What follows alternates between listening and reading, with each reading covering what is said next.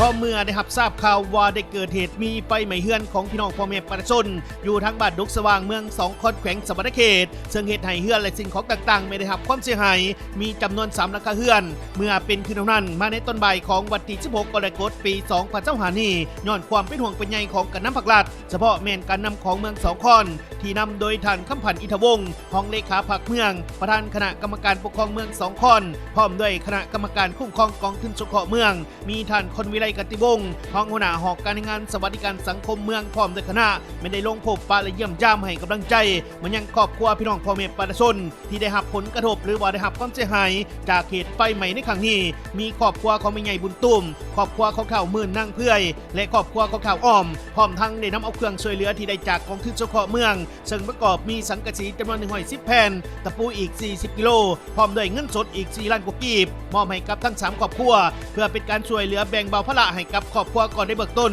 โดยซองหน้ามีท่านสุภัยวงศ์คำเศร้ากรรมการพรรคเมืองประธานกลุ่มบ้านที่11 2 คอนพร้อมด้วยคณะบ้านและครอบครัวของผู้เกี่ยวได้เข้าร่วมเป็นสักขีพยานนำและพร้อมนี้ทางกระนำของเมือง2 คอนก็ยังได้นำเอาเงินสดจำนวน1,800,000 กีบมอบให้กับทั้งคณะบ้านน้องเดือดทงเพื่อเป็นตัวแทนนำไปแจกจ่ายให้กับครอบครัวของพี่น้องพ่อแม่ประชาชนอยู่ภายในบ้านน้องเดือดทงจำนวน4 ครอบครัวที่ได้รับผลกระทบจากลมพายุพัดในระยะที่ผ่านมาถึงอีก